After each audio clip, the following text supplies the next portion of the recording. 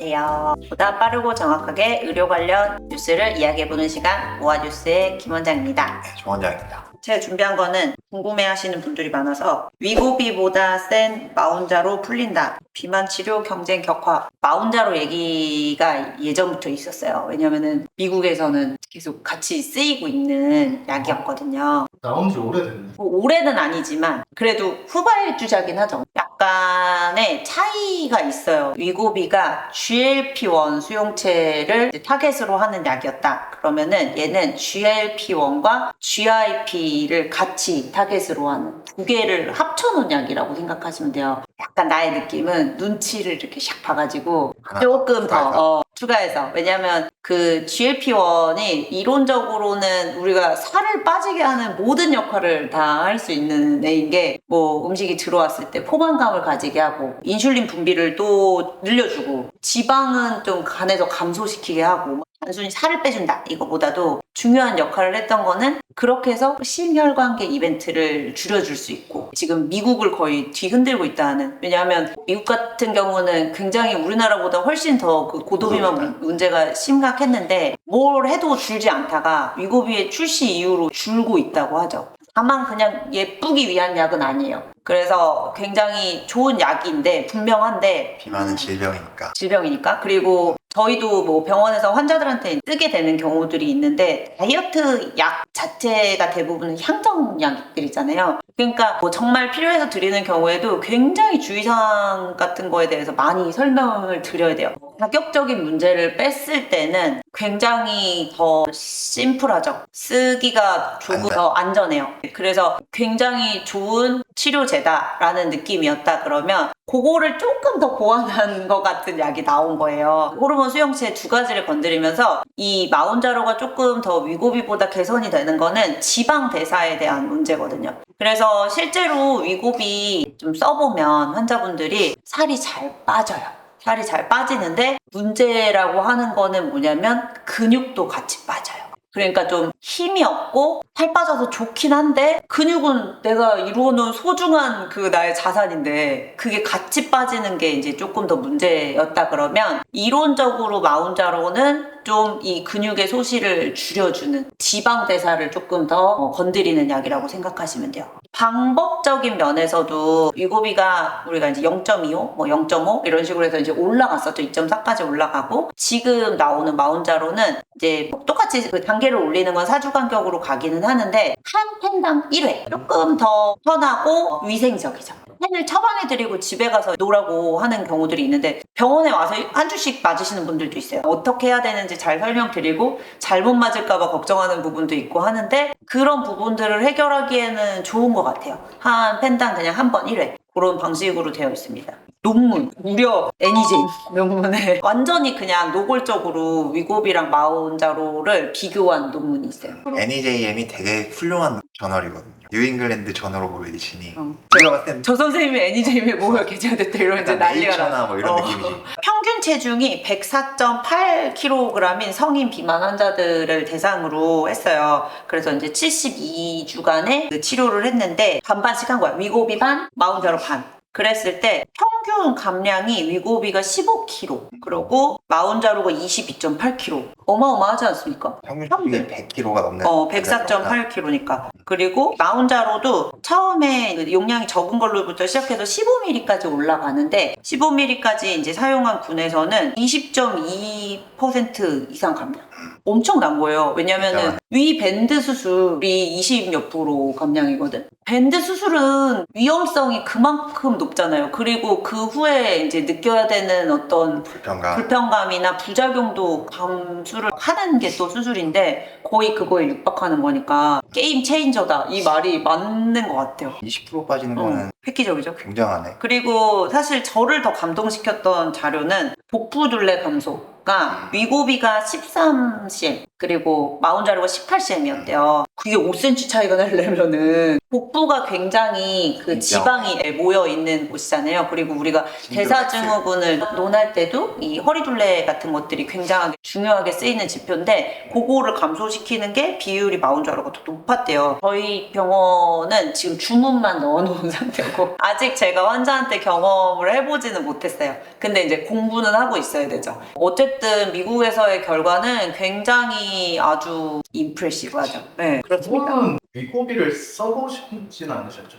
저는 써봤습니다. 근데 사실 저는 다 해보기는 해요. 아, 테스트로? 궁금해서. 조 원장님은 많은 효과를 봤죠? 사실 저는 그렇게 빼야 되는 정도의 범위의 몸무게는 아니었는데 저는 그게 궁금했거든요. 이런 사람이 맞으면 어떤가? 어떠셨어요? 저도 좀 빠졌죠. 근데 오히려 확실히 빠지기는 빠지기는 빠지는데 오히려 너무 빠져서 중간에 그만뒀어요. 너무 환자들이 걱정을 많이 하는 거예요. 왜 이렇게 살이 빠지셨어요? 막 이 걱정을 너무 많이 하고 또 노화와 같이 주름이 깊어지는 느낌이 있어가지고 식욕이 확실히 감소가 되고 음식이 별로 안 먹고 싶은 상태로 계속 유지가 되는 거야. 그래서 빠지는 거야. 김영환 원장님 뭐 먹을래? 했을 때 좀 재수없게 거절을 되게 잘 됐거든? 먹거든. 이게 되게 잘 되더라고. 예전에는 그냥 생각 없이 먹게 네, 되던 음식들이 굳이 내가 이거를 먹어야 되나? 약간 이런 먹어야 되나? 느낌이 장모님이 막 주셔도 장모님한테도 안 먹고 싶습니다 이렇게 할 수 있게 되더라고. 멘탈이 맞게 향정이었어. 저희가 해보는 것도 사실 이런 게 있을 수 있어요를 설명드리고 싶어서긴 한데 적절히 잘 쓰시면 좋죠. 저는 20대 때부터 계속 약간 지질이 좀 높은 상태예요. 저희 가동력 이제 있죠. 가동력이 있어요. 그래서 더 막 오르지는 않는데 그냥 높아요. 그러니까 약간 높은 상태로 쭉 있는데 위고비나 마운자로가 약간 지질 수치를 낮춰줄 수 있는 이펙트가 있기 때문에 높은 도즈로 쓰지 않았을 때 그런 걱정이 있으신 분들이 오히려 도움이 많이 될 수 있는 약이라고 생각합니다. 근데 이제 문제는 비용이 절대 싸지 않죠. 병원의 규모나 뭐 이런 거에 따라서 이제 차이가 있을 수 있는데 기본적으로는 뭐 비싼 약이에요. 마운자로나 위고비나 비싼데 제가 얼마죠? 한 달에 뭐 이렇게 뭐 또 차이가 있을 수 있는데 뭐 그래도 한 달에 60에서 70만 원? 대학병원 기준으로 한다 그럴 때 처방을 내시고 거기서 약국에서 받는다 그래서 아주 최저가로 한다 그럴 때는 조금 더 싸지는 것 같아요. 근데 이제 편한 방법은 아니니까 가까운 병원에서 한다 그랬을 때는 아무래도 사이가 자체가 비싸니까 그럴 수밖에 없었는데 이게 또 되게 재밌는 게 뭐냐면 그 위고비가 0.25짜리도 0.5짜리도 2.4까지 올라가는 용량도 다 펜당 가격이 똑같았어요. 저희가 사오는 것도 하는 것도. 그런데 이제 이번에 마운자로가 나오면서 위고비에서 그 낮은 단계 용량들을 조금 가격을 낮췄어요. 조금 낮췄어요. 그래가지고 저희도 그 부분에 대해서는 가격 조정이 좀 필요합니다. 왜냐면 저희가 사오는 것도 조금 줄어든 거니까. 그래서 아마 병원마다 약간의 차이는 있을 수 있다. 우리나라는 아직 마운자로 많이 아직 돌고 있지 않아서 제가 미국 기준으로 좀 알아왔는데 미국에서는 진짜 비싸다. 미국은 4주 기준으로 했을 때 1,846불. 비싸죠. 한 달에 250만 원. 마운자로는 한 500불 정도. 그래서 한 190만 원. 마운자로가 첫 2단계 용량까지만 국내에 출시가 됐고요. 그 뒤에 단계는 아직 들어오진 않았는데 이제 점차 들어올 거라고 하는데 위에 용량으로 간다 그랬을 때는 더 조금 위고비보다 비싸지죠. 네, 진짜 약간 시장에 게임을 하고 있는 근데 건데 이게 약간 자기한테 맞는 약이 좀 있기는 할 것 같아요. 맞아요. 부작용이나 이런 것 때문에. 그쵸. 가격은 뭐 차치해 두고서라도 진짜로 너무 불편하면 못 쓰는 거잖아요. 위고비 하셨을 때 그 느낌 있죠. 약간 속 안 좋고. 이게 이제 용량을 우리는 끝까지 안 해봤잖아. 높아질수록 더 있을 수도 있는데 울렁거리고 약간 메스껍고 이 정도에서 끝나는 게 아니라 진짜 토하거나 아니면 설사하거나 그런 위장관계 그런 부작용이 위고비가 조금 더 높다. 그리고 이제 마운자로가 아무래도 이 두 개를 합쳐놓은 양이다 보니까 단위에 그게 클 거 아니야, 분자가. 다 피하로 맞는 거거든요. 근데 아프구나. 아픔도 내 생각엔 더 있을 것 같고 그 맞은 자리의 부작용 어떤 붓거나 빨개지거나 그런 거는 아프겠네. 마운자로가 좀 더 있다. 똑같은 피하 주사도 예전에 뭐 삭센다 위고비 뭐 다 있었지만 있는 사람은 있고 없는 사람은 없고 그렇거든요. 난 위고비는 맞았을 때 전혀 아무 느낌이 없었어. 제 지인은 삭센다를 그것 때문에 못한 사람도 있었어요. 삭센다는 근데 매일 맞는 거잖아요. 그러니까 매일 맞았는데 매일 여기저기 아프니까. 아프고 빨개지고 막 가렵고 못하지, 이러니까 그러면. 못하지.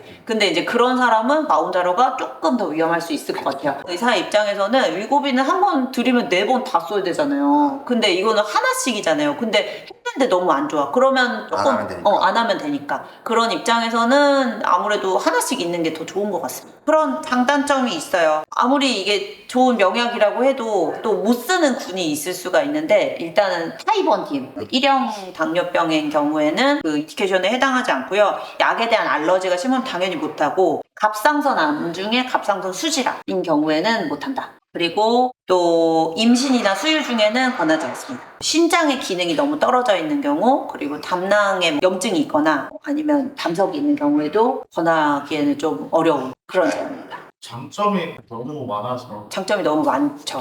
비만이 있으면은 약간 당뇨 전 단계거나 고지혈증이 보통 동반이 되니까 맞으시면 도움이 되겠네요. 그거를 당연히 의사 선생님들과 상의를 하는 게 좋아요. 왜냐면 이 모든 히스토리랑 이런 거를 다 들은 다음에 효과가 있을 것 같다, 없을 것 같다를 결국은 한 번은 누군가가 정리를 딱 해주는 게 좋거든요. 그래서 옆집이 아무리 좋았다 그래도 나한테 안 맞을 수도 있는 거고 뭐 이런저런 부작용에 대한 것들도 사실은 있을 수 있다고 하지만 난 없을 수도 있잖아요. 그러니까 해당 케이스에 어떻게 작용되는지를 좀 상의를 해보고 해보시는 게 좋습니다. 되게 지금 홀리고 있죠? 감독님 지금 눈이 귀가 지금 팔랑팔랑 하면서 미국인은 어찌됐든 되게 위기네요 이제. 주가는 되게 많이 떨어져. 그래. 엄청나게 올랐다가 유럽 회사잖아. 엄청나게 올랐다가 거의 절반 정도. 아니 근데 우리만 지금 들어온 거지. 그러니까 미국에서- 그래서 그것까지 감안해서 감안해서? 오버슈팅을 엄청 했다가 많이 떨어졌다고 그러는데 이것 때문인지 모르겠으나 위기는 삭센나죠. 삭센나는 위고비가 나오면서 거의 처방을 안 하게 우리가 되고. 생각해도 뭐 어. 굳이 이거를 근데 또 저희도 다 해봤잖아요. 식욕 감퇴 효과는 훨씬 더. 뭐 간편하잖아. 삭센다 맨날 맞아야 되는데. 일주일에 한 번. 네, 그러니까 그런 것 때문에라도 다음 세대 약. 진짜 다음 세대 약물이라고 생각하는 게 먹는 약보다 훨씬 더 좋다는 거는 그냥 정말 처방하면서 느끼거든요. 그래서 이게 진짜로 한 단계 더 나아가는 방법이구나 라고는 느껴져요. 이거는 1, 2.0, 2.1 이런 거. 버전으로 버전으로 치면 근데 또 이제 써봐야 돼요. 아무리 이론적으로 좋은 약이라 그래도 환자들이랑 써봤을 때 느낌 다를 수도 있거든요. 윈도우도 업데이트 일부러 안 하는 사람들도 있잖아요.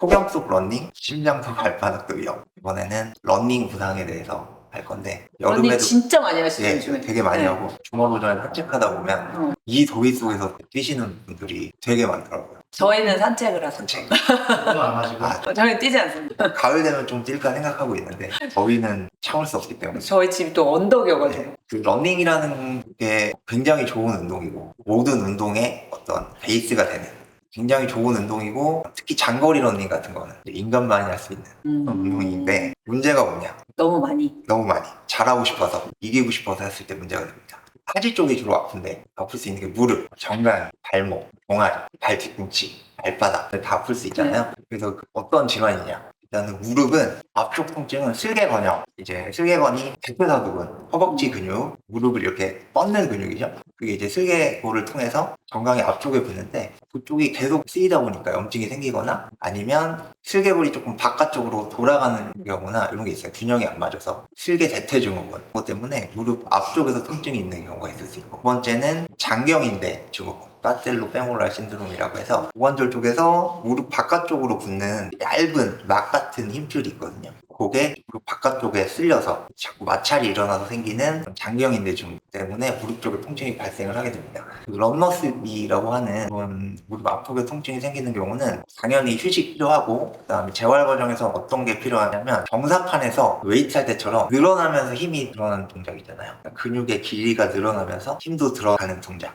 데드리프트 할 때. 그렇죠. 두 번째는 아킬레스건이요. 아킬레스건이 종아리 근육에서 뒤꿈치에 붙는 부위인데 이것도 계속 뛸 때 종아리 근육이 계속 쓰이게 되니까 그쪽에 염증이 쌓여서 통증이 생기게 되는 거고 요거는 치료를 할 때 계단 같은 데서 현심성 수축 운동을 하게 됩니다. 힘을 쓰면서 스트레칭을 하는 거죠. 그런 게 이제 도움이 된다고 되어 있고 족저근막염 족저근막염도 발바닥에 생기는 통증. 뒤꿈치를 기준으로 족저근막이랑 아킬레스건이랑 이렇게 있는 거기 때문에 어느 쪽에 염증이 생기냐의 문제거든요. 이것도 뭐 스트레칭을 한다거나 마사지를 한다거나 그런 게 도움이 되고, 그냥 정강이가 아픈 게 있어요. 골막에 염증이 생겨서 그러는데 내측 경골 스트레스 증후군이라고 하는데, 이것도 많이 뛰시는 분들이 그냥 정강이 앞쪽에 골막에 염증이 생겨서 통증이 생기는 경우, 이것도 뭐 바로 주사를 한다거나 그런 건 아니고 그냥 휴식, 스트레칭, 마사지 이런 거를 하시면 되고, 너무 많이 뛰어서 생기는 경우는 스트레스 골절 같은 게 있어요. 운동선수나 군인들한테 생기는 건데, 계속 일정 부위에 압력이 가해지다 보니까 경골, 정강이 뼈 같은데 스트레스 골절이 생기는 거예요. 그런 경우에도 뭐 한 달 이상 쉬어야 된다고 되어 있습니다. 급성 손상으로는 뭐 발목 염좌 같은 것도 생길 수 있고요. 그다음에 운동선수들 많이 생기는 게 햄스트링, 허벅지 뒷근육에도 손상이 있을 수 있다고 되어 있고, 이게 일반적인 경우에 러닝 시에 생길 수 있는 부상. 그리고 더위 때는 어떤 거를 더 주의를 해야 되냐, 탈수, 열손상 같은 거를 주의를 해야 되는데, 부상위험이 훨씬 높다고 돼 있어요. 더울 때는 탈수도 많이 되고 운동 기능이 전반적으로 떨어지기 때문에 반응을 잘 못하는 반응을 잘 못하거나 부상이나 손상이 더 많을 수 있기 때문에 여름에는 특히 주의를 해야 된다. 어떻게 주의를 하느냐, 물을 많이 마시고, 너무 더울 때는 하지 마라. 속도를 한 15% 20% 줄이라고, 여름에는 거리도 조금 줄이라고 돼 있고, 중요한 걸 봤는데 혼자 뛰지 말라고. 너무 더울 때는 쓰러지면 누가 도와줘야 되니까, 운동을 늘릴 때는 일반적인 얘기거는 이번 주보다 다음 주에 10% 이상 늘리지 말라고 돼 있어. 이번 주에 내가 만약 20km를 뛰었다, 다음 주에 30km를 뛰자, 이런 건 안 돼. 다음 주에는 22km까지 구당 10%씩만 늘리라고 돼 있고, 그 다음에 일주일에 45마일 이상 뛰지 말아라. 70km, 뭐 75km 정도 되는데 하루에 거의 10km씩 뛰어야 되는데 못 뛰시나 사실? 어쨌거나 일주일에 70km 이상은 뛰지 말아라. 운동화를 700km 정도에 한 번씩은 갈아줘라. 바꾸라고 돼요. 이런 손상, 그리고 예방하는 방법, 무릎 통증이나 아킬레스건염이 있을 때 어떻게 운동을 하시는지, 이런 거에 대해서 아주 간단하게 설명을 좀 드렸는데, 특히 여름에는 주의하시고 너무 더울 때는 하지 마셔야 돼요. 그 폭염 그런 경고가 막 오잖아요. 네. 근데도 열심히 뛰시더라. 너무 잘하려고 하면 사실 문제가 생겨요. 아, 더 궁금한 거 있어요. 그냥 진짜 우리 아스팔트를 뛰는 거랑 요즘에 막 약간 한강 같은 데는 조금 그 좀 다르지 않아? 노면이 좀 다르죠. 예, 그것도 부상에 영향을 미친다고 돼 있는데, 당연히 쿠셔닝이 좀 좋은 트랙 같은 데를 뛰는 게, 그러면 거기까지는 걸어간 다음에 거기서부터 러닝을 하는 게 더 좋은가요? 트랙에서 뛰는 게 당연히 발바닥이나 뭐 그런 근골격계 부담은 적겠죠. 쿠셔닝이 조금 정확돼 있고 그런 데가 당연히 손상이 적다라고 되어 있습니다. 아프면은 일단 스톱을 해야 되고, 아픈 걸 참고 뛰어서 극복이 되는 건 아니기 때문에 이상하네 이러면 일단은 스톱, 그리고 적당한 검사, 치료, 휴식. 근데 이게 그 필요합니다. 막 러닝 하시는 분들 그런 말 하잖아. 어느 정도에 도달이 되면 이성을 잃게 되는 거 아니야? 너무 기분이 좋아지면서 그 지경에 도달하면 안 힘들다 그러는데. 그 지경까지 도달을 못 해봐가지고 난 단거리 주자였어. 일단은 아프시면 스톱, 이상을 느끼셔도 스톱, 너무 더울 때는 운동하시지 마시라. 그리고 항상 운동하실 때 자기 수준에 맞게 안전하게 건강하게 하시길 바랍니다. 오늘도 저희 동네병원 안에서 시청해주셔서 감사합니다.